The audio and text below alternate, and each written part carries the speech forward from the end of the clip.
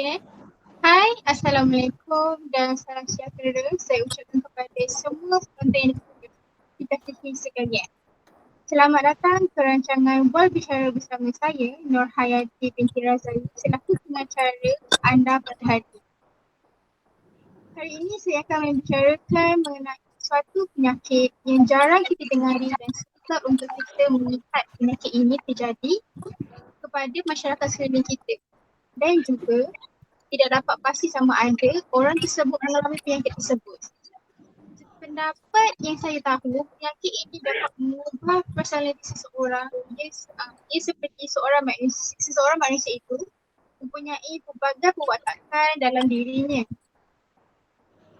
Penyakit ini dikenali sebagai Dissociative Identity Disorder, DID, atau dalam bahasa Melayu, kecelaruan identiti. Di sini saya akan berkongsikan serba sedikit mengenai penyakit ini bersama tetamu jemputan saya iaitu Prof. Nurul Ain binti Abdullah, pakar Dissociative Identity Disorder atau kecelaruan personality. Sebelum itu, apa khabar Encik Hazrin? Alhamdulillah masih diberi dan kesihatan dan kekuatan oleh Allah SWT kepada saya. Alhamdulillah. Okey, yang saya sedang bertanya ni Encik Hazrin kan? Ya, saya. Okey. Okey, apa khabar Prof. Ain dan Dr. Amila? Alhamdulillah, khabar baik. Alhamdulillah, kau baik. Alhamdulillah. Okey. Penyakit bagi saya terangkan bahawa penyakit kecelakaan identiti ini banyak dikeluarkan di movie barat antara yang saya tahu. Bertajuk Split dilakukan oleh James McAvoy yang menjadi watak sebagai pesakit Dissociative Identity Disorder, DID. Okey, sepanjang saya tengok cerita itu, banyak persoalan yang belenggu di pemikiran mengenai penyakit ini. Oleh itu, saya bertanya kepada Prof. Ani mengenai penyakit ini. Saya ingin tahu sebenarnya definisi penyakit kecelaruan identiti ini sebenarnya apa dia? Okey. Assalamualaikum. Sebelum saya menjawab persoalan daripada pengacara kita iaitu Cik Nur Hayati, saya ingin berterima kasih kerana sudi menjemput saya hari ini untuk berkongsi maklumat bersama. Sebelum itu, saya mulakan dengan lafaz Bismillahirrahmanirrahim bagi memulakan perbicaraan saya. Apakah itu kecelaruan personality? Kecelaruan personality boleh didefinisikan sebagai ketidakstabilan trait personality yang menyebabkan gangguan. Ia juga merupakan pola tingkah laku yang telah lama ada dalam diri seseorang dan melencong daripada kebiasaan budaya. Setiap individu sebenarnya mempunyai personality yang tersendiri yang membentuk ciri-ciri seseorang individu itu berfikir, berinteraksi serta menjalani kehidupan harian. Tetapi hanya segelintir sahaja yang mempunyai masalah kecelaruan personality. Terdapat banyak jenis kecelaruan personality, tetapi antara jenis-jenis kecelaruan personality yang mungkin anda pernah dengar ialah jenis paranoid, antisosial dan narsistik. Kecelaruan personality merupakan sejenis kecelaruan mental di mana seseorang individu itu mempunyai corak pemikiran, imej diri, kefungsian dan tingkah laku yang tidak fleksibel. Cara mereka melihat suatu keadaan itu berbeza dari individu normal. Ini menyebabkan mereka sukar untuk menyelesaikan diri dalam pelbagai situasi sehingga menimbulkan masalah dalam perhubungan, kehidupan sosial serta pekerjaan. Ia lebih bersifat kekal dan tidak fleksibel sehingga menyebabkan tekanan ke atas individu tersebut. Masalah yang sering timbul dalam tingkah laku kecelaruan personality kebiasaannya melibatkan kegagalan mengawal diri sendiri dan menghadapi kesukaran untuk membina perhubungan yang rapat dengan orang lain. Namun demikian, ada yang menyedari bahawa mereka mempunyai kecelaruan personality kerana mereka merasakan bahawa cara mereka berfikir serta bertindak adalah semula jadi bagi diri mereka. Ini membuatkan mereka cenderung menyalahkan terhadap orang lain atas kesulitan atau cabaran yang dialami oleh diri mereka. Kecelaruan personality biasanya bermula ketika remaja atau awal usia dewasa. Ia hanya boleh dinasikan setelah berusia 18 tahun kerana sebelum usia itu personality seorang itu belum lagi terbentuk sepenuhnya. Dari segi statistik, dianggarkan kira-kira sehingga 9 sehingga 15% dari penduduk dunia mempunyai masalah kecelaruan personality. Kecelaruan personality, split personality atau dikenal sebagai dissociative identity order merupakan satu analisis pegasteri yang diterangkan dalam keadaan di mana seseorang pesakit itu menunjukkan identiti yang berbeza atau personality yang berbeza. Ianya juga boleh didefinisikan sebagai ketidakstabilan dan ketidaksesuaian personality yang menyebabkan gangguan mental. Seterusnya mencetuskan dua watak yang berbeza. Pencerahan personality ini merupakan salah satu daripada penyakit psikologi. Mereka akan bertukar watak menjadi baik tanpa sebarang amaran. Mereka boleh berubah menjadi seorang yang negatif. Selain cara berfikir, keadaan yang tidak sihat juga dikategorikan sebagai penyakit mental. Boleh membuat pesakit sukar untuk melihat, memahami atau berinteraksi dengan orang lain. Sudah tentu, ia boleh menyebabkan masalah dalam situasi sosial. Individu yang mempunyai kecederaan ini kebiasaannya tidak mengetahui dan tidak mengenal pasti sama ada mereka itu mengalami kecederaan personality ataupun tidak. Pelajar juga tidak mengetahui sama ada mereka mengalami masalah dan akan menunjukkan sebarang perubahan di dalam jangka masa tertentu. Kebanyakan daripada kita pasti pernah merasai pengalaman mid-dissociation, yakni perpisahan ringan yang merujuk kepada perasaan mengelamun ketika sedang bekerja atau berbuat sesuatu. Walau bagaimanapun, dissociative identity disorder, DID pula ialah sejenis bentuk perpisahan yang lebih teruk. Sejenis proses mental yang memisahkan pemikiran, memori, perasaan, tindakan atau perasaan identiti seseorang kepada beberapa personality. Dalam bahasa mudahnya, DID bermaksud kecederaan personality, yakni apabila seseorang itu mempunyai lebih daripada satu personality dalam diri yang sangat berbeza antara satu sama lain. Kadang-kadang mereka kelihatan ceria dan bahagia. Pada saat lain, apabila personality mereka berubah, mereka boleh menjadi lebih agresif, negatif dan lain-lain bergantung kepada personality yang berbeza yang ada dalam diri mereka. Menurut Nature Alliance on Mental Illness daripada Amerika Syarikat, kecederaan identiti dialami sekurang-kurangnya 2% daripada populasi dunia di mana perempuan lebih terkesan berbanding lelaki. Okey, di mana terkesan berbanding lelaki ya. Agak takut juga ya mendengarnya. Okey, oleh itu penonton di luar sana, terutamanya wanita, jaga diri anda semoga penyakit ini tidak terkena kepada anda.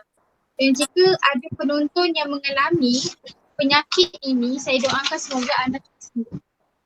Okey, seterusnya saya ingin bertanya kepada Dr. Amila. Boleh saya tahu apa puncanya terjadi ataupun menyebabkan seseorang itu boleh terkena dengan penyakit dissociative identity disorder, DID, atau kecederaan identiti ini? Okey. Terima kasih atas soalan ini.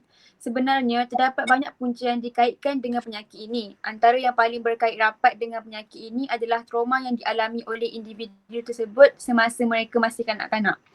Kanak-kanak yang trauma kerap kali akan membayangkan situasi yang berbeza daripada situasi semasa sebagai mekanisme untuk mengatasi trauma dialami. Contoh trauma mangsa seperti dipukul, kemalangan atau kematian ahli keluarga juga akan menyumbang kepada trauma psikologi yang tidak mudah hilang daripada ingatan. Hampir 90% pengidap DID mempunyai sejarah fizikal atau seksual ketika di zaman kanak-kanak. Tekanan yang melampau daripada ibu bapa juga sebenarnya boleh menyebabkan penyakit ini berlaku. Contohnya seperti ibu bapa terlampau menekankan anak-anak belajar sehingga tiada masa untuk berehat. Tekanan hidup misalnya berupaya menyebabkan trauma pada masa lampau untuk timbul semula. Trauma seperti ini sekiranya tidak dirawat daripada awal boleh menyebabkan ianya berkembang menjadi kecederaan identiti. Selain daripada trauma pada masa kecil, penyakit ini juga boleh berlaku disebabkan oleh faktor biologi, yakni disebabkan masalah genetik yang diwarisi daripada ibu bapa, ketidakseimbangan hormon dalam badan dan corak pemakanan mereka sendiri. Namun begitu, tiada punca organik atau biologi yang dapat ditemui dalam penyakit DID ini. Walau bagaimanapun, kajian neurosaintifik yang menggunakan teknologi pengimejan fungsi melontarkan teori bahawa penyakit ini ada asasnya di bahagian otak seperti masalah pada prefrontal cortex yang melibatkan proses kebebasan kehendak manusia.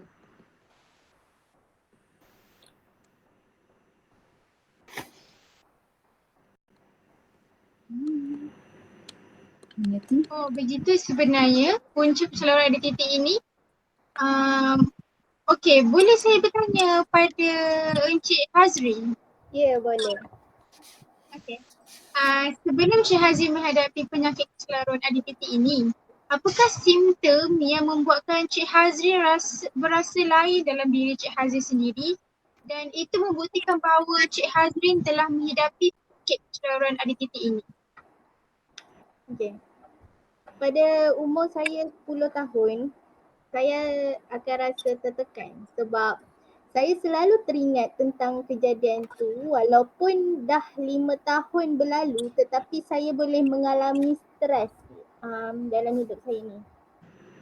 Dan pada masa yang sama, saya akan sakit kepala sebab saya selalu berhubung dengan orang lain.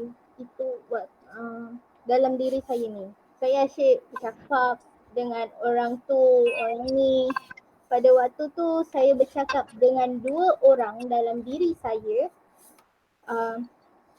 Simptom yang selalu saya kena ialah kesan daripada tubuh badan saya sendiri. Sakit pada tubuh badan saya memang tak terkata sebab saya berhubung dengan 2 orang dalam diri saya ni. Selain tu saya akan rasa penat sebab saya guna tenaga dalam diri saya ni untuk berkomunikasi 2 orang sekali dalam diri saya. Bila saya teringat akan kejadian atau tertekan dalam hidup, saya akan menjadi personaliti orang lain. Sebagai contohnya, saya boleh ubah personaliti sebagai seorang lelaki dan orang tua. Oh, begitu rupanya simptom pencelaruan identiti ini ya. Oleh itu, kepada sesiapa yang merasakan mereka mempunyai simptom seperti itu, cepat-cepatlah bertemu dengan doktor ataupun pakar psikologi untuk mendapatkan rawatan. Okey, seterusnya lagi, saya mahu bertanya kepada Prof. Ain, terdapat berapakah jenis kecelaruan identiti ini? Wih Azan, dengar.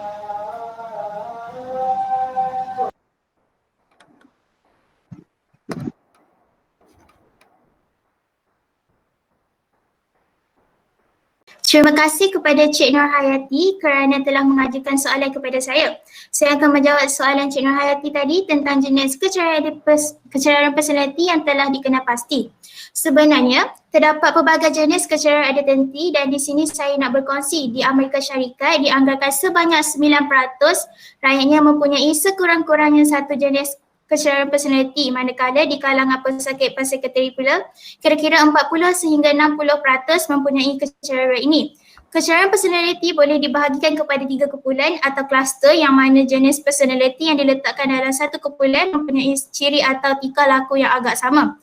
Iaitu kluster A merupakan sekumpulan personaliti yang mempunyai ciri-ciri atau sifat aneh dan eksentrik. Ia terdiri daripada kecelaruan personaliti schizoid, kecelaruan personaliti paranoid dan kecelaruan personaliti skizotipal. Kebanyakan mereka lebih gemar menyendiri serta mempunyai pemikiran yang dianggap aneh oleh orang lain. Mereka yang mempunyai kecelaruan personaliti dalam kluster ini mempunyai risiko untuk mendapati kecelaruan psikosis. Seterusnya ialah kluster B iaitu merupakan sekumpulan personaliti yang mempunyai ciri-ciri atau sifat dramatik dan emosional. Ia terdiri daripada kecelaruan personaliti antisosial, kecelaruan personaliti borderline dan kecelaruan personaliti narsistik.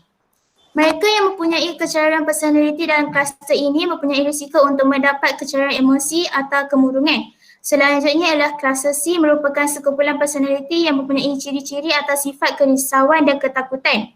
Ia terdiri daripada kecelaruan personaliti pengelakan, kecelaruan personaliti pergantungan dan obsesif kompulsif. Mereka yang mempunyai kecelaruan personaliti dalam kluster ini mempunyai risiko untuk mendapat kecelaruan keresahan. Kesimpulannya, jenis kecelaruan ini ada 3 kluster iaitu aneh dan eksentrik, 2 dramatik dan emosional dan 3 kerisauan dan ketakutan.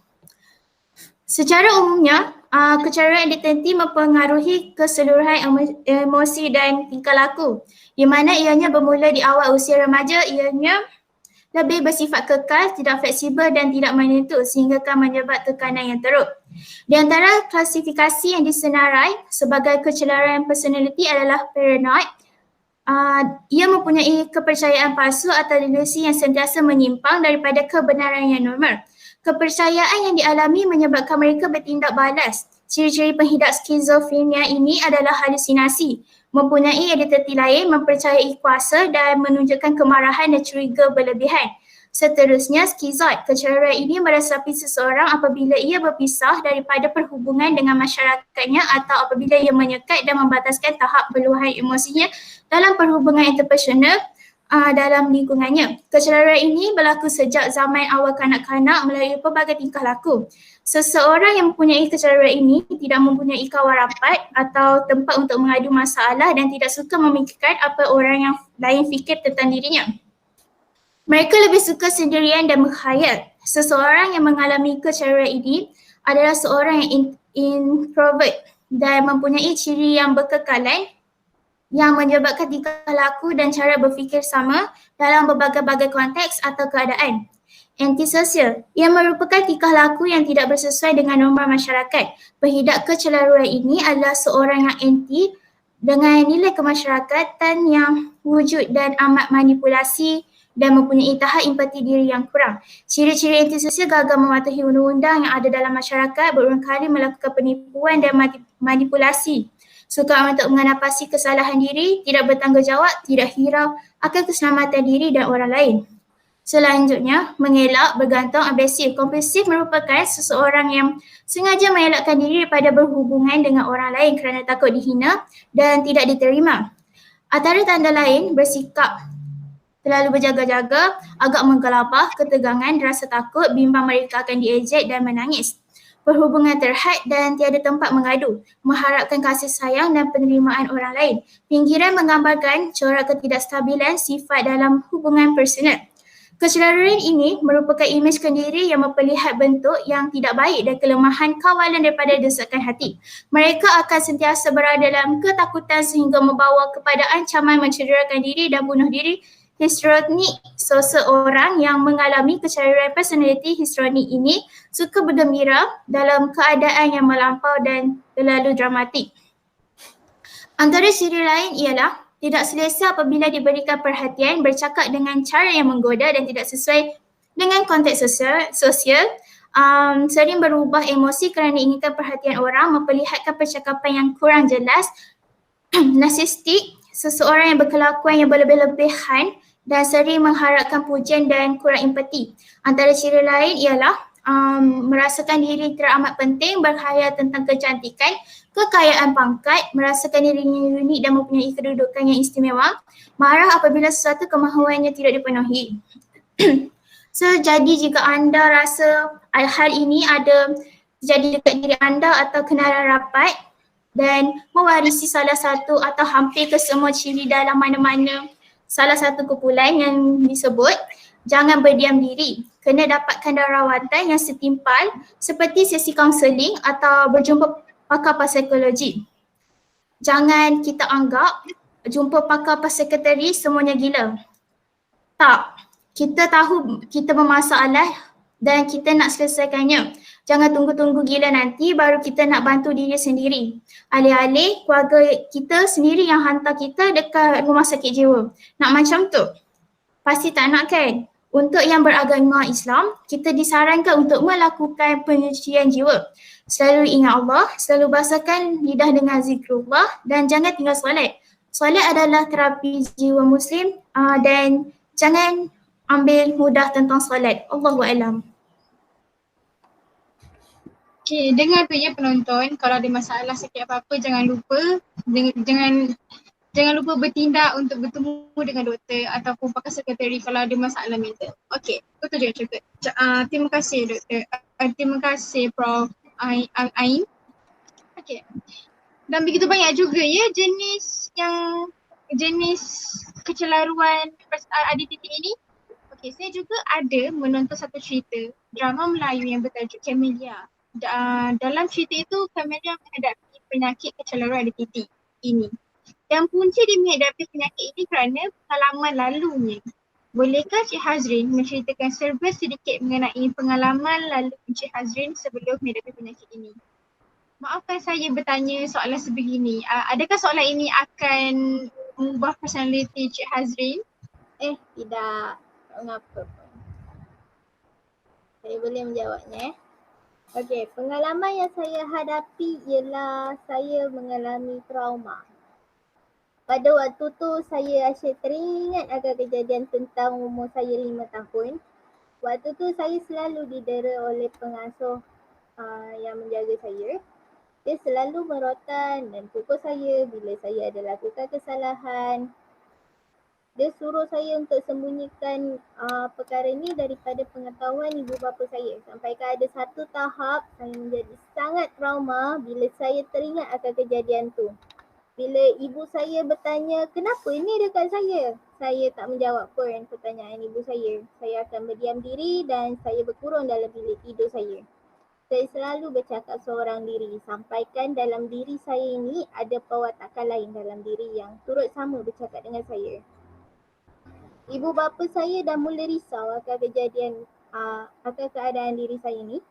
Sampai ke ibu bapa saya bawa saya pergi jumpa doktor pakar. Yelah sebab saya bercakap seorang diri macam orang tak normal. Bila dah buat pemeriksaan doktor, saya kena ambil ubat yang doktor beri kat saya dan saya kena dapatkan rawatan ni daripada pakar. Dan Alhamdulillah dengan izin Allah, saya diberikan kesembuhan dalam diri saya ini dengan hasil dorongan yang diberi oleh ibu bapa saya. Sekarang ni saya dah semakin pulih dan tidak mengalami stres dan trauma dalam hidup saya ini. Alhamdulillah. Begitu rupanya pengalaman Cik Hazrin sebelum mengalami penyakit ini ya. Oleh itu, boleh saya tahu Dr. Amila menggunakan rawatan apa kepada Encik Hazrin dan berapa jenis rawatan yang boleh digunakan untuk siapa yang menghidapi penyakit ini? Okey. Cara rawatan yang saya gunakan kepada Cik Hazrin ialah rawatan melalui sesi psikoterapi yang komprehensif di mana individu tersebut akan dibimbing oleh pakar psikiatri untuk mengenal pasti masalah, menguruskan emosi dan mengawal tekanan yang dihadapi pesakit. Pesakit juga akan turut dibimbing tentang cara menjalinkan hubungan dengan baik serta mengawal sikap negatif yang dialami pesakit. Bagaimanapun, ada kalanya ubatan turut diberikan bergantung kepada gejala yang dialami oleh individu tersebut. Seperti rawatan Cik Hazrin, pihak kami perlu memberi beberapa jenis ubatan seperti anti kemurungan, anti keresahan, penstabilan emosi serta anti psikotik. Hal ini dapat lagi membantu pesakit untuk mengawal emosi dengan baik. Selain daripada itu, pengalaman gaya hidup yang sihat serta sokongan yang baik daripada keluarga dan rakan-rakan juga dapat membantu dalam menguruskan kecelaruan personaliti yang dialami pesakit. Okey, seperti soalan yang ditujukan kepada saya tadi, ada juga beberapa jenis cara rawatan yang boleh digunakan untuk sesiapa yang menghidapi penyakit ini. Contohnya terapi tingkah laku kognitif. Terapi ini bertujuan untuk mengubah cara pesakit berfikir dan bertindak ke arah yang positif. Terapi ini adalah berdasarkan teori bahawa tingkah laku seseorang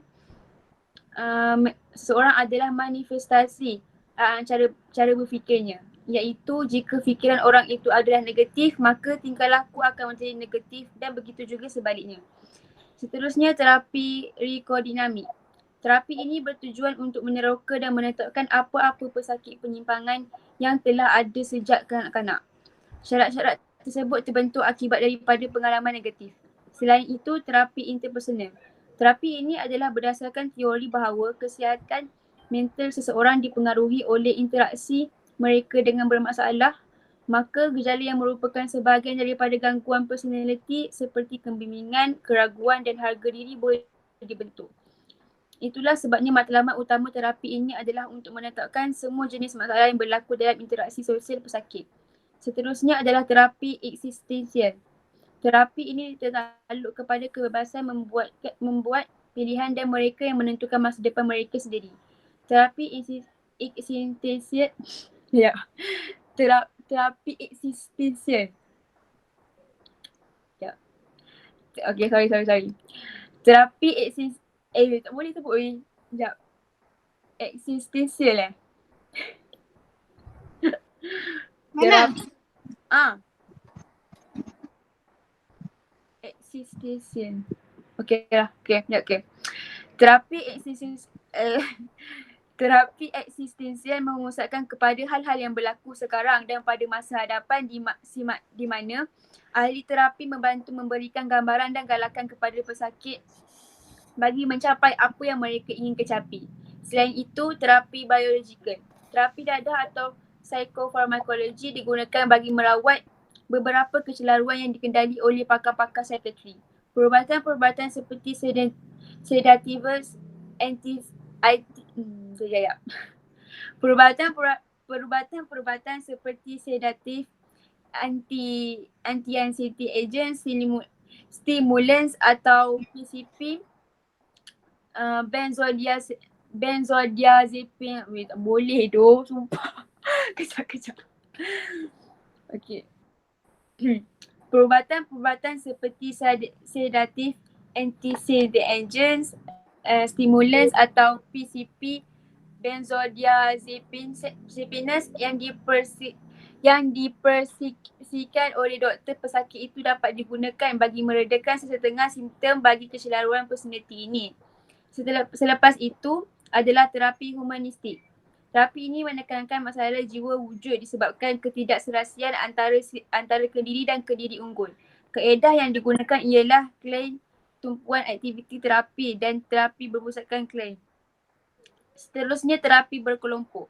Terapi berkelompok adalah salah satu cara di mana mereka yang menghadapi kecelaruan personaliti ini diberi peluang berinteraksi dan membina keyakinan diri dengan cara bergaul dengan orang lain.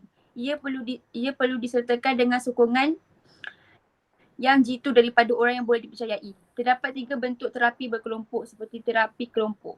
Terapi ini mempunyai ahli terapi sebagai pemudah dan pesakit dan untuk pesakit dan lebih menggalakkan pesakit berinteraksi dengan lebih yakin, malah boleh berkongsi pengalaman dan juga menjadi perangsang. Yang kedua, terapi kumpulan-kumpulan pertemuan. Terapi ini mempunyai kelompok kecil antara 8 hingga 15 ahli dan juga mempunyai ciri-ciri terapeutik kerana anggota dapat meluahkan masalah dan berasa lapang dada. Terapi ini juga membimbing pergerakan kumpulan ke arah terapi yang produktif. Bentuk terapi yang terakhir dalam kelompok ini adalah terapi keluarga. Terapi ini sangat membantu pasangan atau ahli keluarga meluahkan perasaan yang mereka hadapi dan dapat membentuk kefahaman. Keluarga pesakit perlu mempelajari cara lebih berkesan untuk menguruskan konflik. Cara rawatan terakhir adalah terapi Gestalt. Kesinambungan tingkah laku, rasa dan pemikiran adalah matlamat terapi ini. Ahli terapi menggunakan cara konfrontasi, menganalisa mimpi ataupun berdialog dengan polariti bagi mencapai matlamat mereka. Komponen psikoanalitik, tingkah laku kognitif dan galakan memerlukan tindak balas yang ditekankan. Jadi saya rasa itu sahaja cara-cara rawatan yang digunakan untuk pesakit. Oh, begitu sebenarnya cara rawatan yang dikenakan kepada pesakit kecelaruan di titik ini. Dan juga kepada Encik Hazrin. Okey. Tambahan lagi, Prof. Amila, boleh saya tahu adakah penyakit kecelaruan ADTT ini membahayakan? Okey, penyakit ini boleh dikatakan bahaya kerana ia tidak menyedari apa yang dilakukannya, tetapi ia bergantung kepada emosi pesakit tersebut. Jika pesakit dapat mengawal emosi, keadaan pesakit dan orang di sekeliling tidaklah berbahaya. Tetapi jika pesakit itu bertindak ganas atau agresif, ia amatlah berbahaya kepada pesakit sendiri maupun orang di sekeliling. Kadang-kala mereka kelihatan ceria dan bahagia. Pada saat personaliti mereka berubah, mereka akan bertindak agresif, negatif dan lain-lain.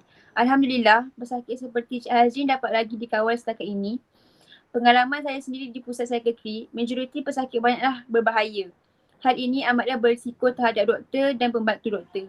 Jika mereka bertindak agresif, mereka akan melakukan apa sahaja yang tidak dijangka seperti memegang alatan tajam, menyerang orang berdekatan, memukul diri sendiri dan sebagainya. Memegang alatan tajam seperti pisau amatlah berbahaya kerana kita tidak tahu apa pesakit fikirkan. Oleh itu, doktor atau ahli keluarga di rumah perlu mengambil berat tentang hal seperti ini. Kes ini pernah berlaku di tempat rawatan saya. Seorang pesakit telah menyerang dan memukul seorang doktor dan mengakibatkan doktor itu cedera di kepala.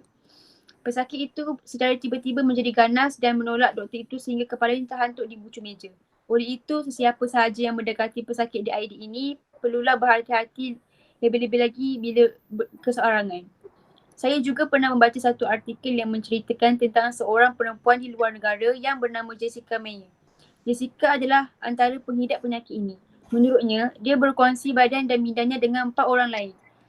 Kesemua mereka adalah lelaki. Apabila berbicara, Jess akan bercakap dengan bentuk kami. Contohnya, kami ingin berkongsi dengan anda. Dia bukannya merujuk kepada suami atau anak-anaknya. Sebaliknya, dia berbicara tentang keluarga yang ada di dalam mingganya. Jess berharap untuk mengubah persepsi masyarakat tentang penyakit mental, perasaan takut dan ketidakpastian yang biasanya dicetuskan oleh penyalahgunaan frasa kecelaruan identiti. Realitinya, Jess adalah seorang wanita berusia 26 tahun dari United Kingdom.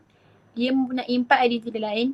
Yang pertama adalah Oli, seorang pelajar berusia 14 tahun yang berasal daripada bandar yang sama. Menurut Jess, Oli ingin membesar menjadi seekor dinosaur. Identiti kedua adalah Jamie, seorang doktor yang berusia 27 tahun. Jamie berperwatakan menarik dan seorang yang bijak serta mempunyai dialek pertuturan yang berbeza. Identiti ketiga menurut Jess adalah Eddie. Eddie seorang pendandar rambut yang berusia 28 tahun. Dia adalah seorang yang sangat berseni dan kreatif. Dan yang terakhir adalah Jake, seorang bintang pop California yang berusia 24 tahun yang tinggal di Hollywood. Menurut Jess dari segi fizikal, Jack seorang yang tegap dan berotot. Dia mempunyai senyuman yang manis dan sangat tampan. Altes ini berinteraksi dengannya seperti keluarga. Di dalam dunia Jess, Jamie dan Jake adalah adik-beradik. Manakala Eddie dan Jamie adalah pasangan bercinta dan Oli adalah anak mereka. Hubungan seperti ini bukan wujud dalam minda Jess sahaja. Jess dan suaminya telah bersama sejak 10 tahun lalu. Menurut suaminya, lagi lama lagi bagus. Merujuk kepada identiti Jess yang berbeza-beza dan dia mempunyai hubungan berseksual dengan kedua-dua Jess dan Eddie. Menurut Jess, altes boleh terperangkap pada umur tertentu. Mereka boleh wujud dalam jantina berbeza, haiwan dan objek tidak menyawa. Lama-kelamaan, mereka ini akan berbentuk personaliti 3 dimensi. Mereka mempunyai pengalaman mereka sendiri dan akhirnya menjadi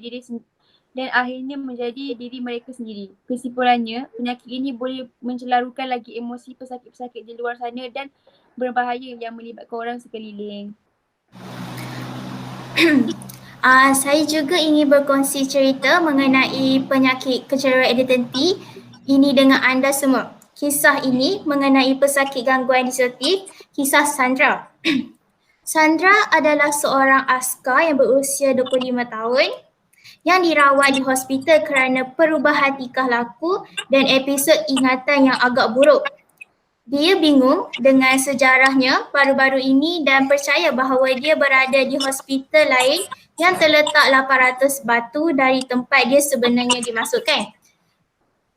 Diagnosis yang awalnya dipertimbangkan termasuk skizofrenia, gangguan bipolar, gangguan kepribadian, antisosial dan penyalahgunaan bahan.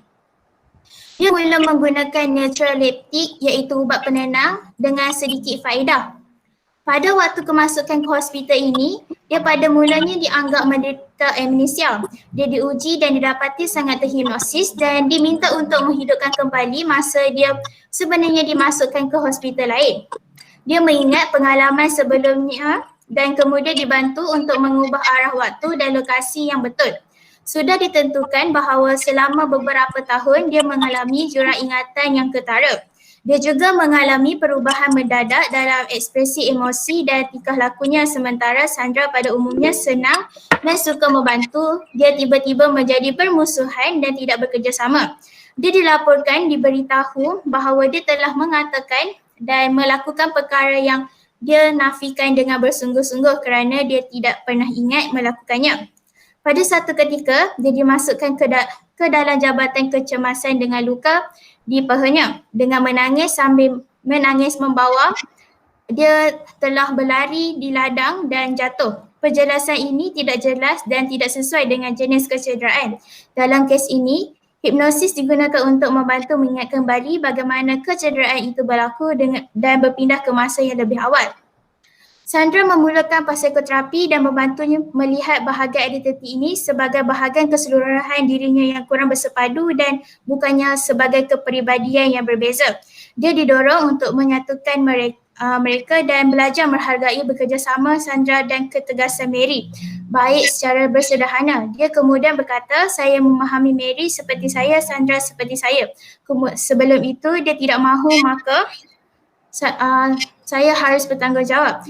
Dia mencapai pemahaman ini dengan mengimbas kenangan masa kecil yang bermasalah. Ibu bapanya yang telah bercerai ketika dia berusia 6 tahun dan ibunya terlibat dengan seorang lelaki yang menyalahgunakan dadah, terutama ganja, dan mula melakukan pelecehan seksual terhadap Sandra ketika berusia 11 tahun. Dia juga mula mengambil antidepresan untuk mengatasi kemurungannya. Dia memberi reaksi yang baik terhadap kombinasi antidepresan dan psikoterapi dan jarang berpisah. Sandra mula menjalin hubungan yang lebih stabil dan sihat. Diagnosisnya adalah gangguan identiti disosiatif. Kisah yang saya ceritakan ini adalah kisah nyata yang diambil daripada Persatuan Psikiatri Amerika, iaitu Persatuan Psikiatri Amerika adalah organisasi profesional psikiatri dan psikiatri pelatih di Amerika Syarikat dan organisasi psikiatri terbesar di dunia. Kira-kira 38,800 anggotanya terdiri daripada Amerika, tetapi sebilangannya adalah antarabangsa. Semoga perkongsian kisah Sandra ini sedikit sebanyak memberikan dorongan kepada pesakit split personality disorder untuk terus menerima bantuan daripada doktor, pakar psikologi dan ubat-ubatan. Hal ini kerana kita perlu terus berjuang untuk kehidupan kita. Kepada pesakit di luar sana, anda seharusnya mendapat peluang hidup yang lebih baik daripada sekarang ini. Cuma, anda perlu berusaha untuk dapatkannya.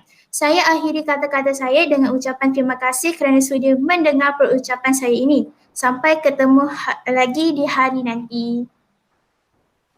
Okey, terima kasih kepada Prof. Ain dan Dr. Amila.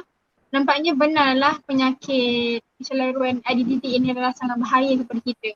Oleh itu kita janganlah buat satu yang melebihi tahap sehingga orang yang menghadapi penyakit itu membuat satu yang buruk kepada kita.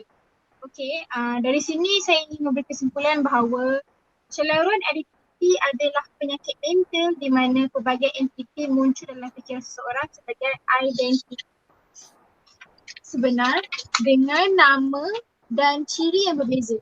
Gangguan kecelaruan identiti pada orang adalah proses mental yang membolehkan pelbagai identiti menjadi hidup. Dengan rawatan dan sokongan yang betul, seseorang yang mengidap DID dapat mengatasi penyakit, menjadi berjaya dalam pekerjaan mereka dan bahkan jadi ibu bapa yang hebat seperti Jessica itu. Walaupun rawatan mungkin memakan masa bertahun-tahun sebelum pesakit DID pulih sepenuhnya, ia sangat berguna walaupun penyebab DID masih kontroversial. Teori post-traumatik dan teori sosio-kognitif dan data yang dikumpulkan semasa kes pembicaraan membuktikan bahawa penyebab utama adalah pengalaman kanak-kanak trauma yang teruk dan berulang seperti penderaan fizikal dan seksual. Ketiga-tiga kajian yang diperiksa membincangkan pilihan rawatan yang boleh dipercayai dan menunjukkan bahawa rawatan psikoterapi bersama dengan hipnoterapi adalah pilihan rawatan yang disukai bagi orang yang menghidap DID yang membolehkan pesakit mendapatkan kembali kawalan diri sebagai satu. Akhir sekali, saya ingin mengucapkan terima kasih kepada para jemputan kita iaitu Dr. Amila, Prof. Ain dan Encik Hazrin kerana sudi meluangkan masa hadir dan berkongsi ilmu bersama kita mengenai penyakit kecelaruan identiti ini. Kepada penonton, saya ingin mengucapkan ribuan terima kasih kerana sudi menemani kami dari mula hingga ke akhir rancangan ini. Saya juga ingin berpesan kepada penonton sekalian untuk menjaga kesihatan dan keselamatan masing-masing. Tambahan lagi keadaan kita sekarang musim COVID ini. Saya harap para penonton semua menjaga SOP agar kita dapat memutuskan pertalian COVID-19 ini dan dapat kembali hidup seperti sedia kala. Dengan itu saya sudahi dengan Assalamualaikum warahmatullahi wabarakatuh.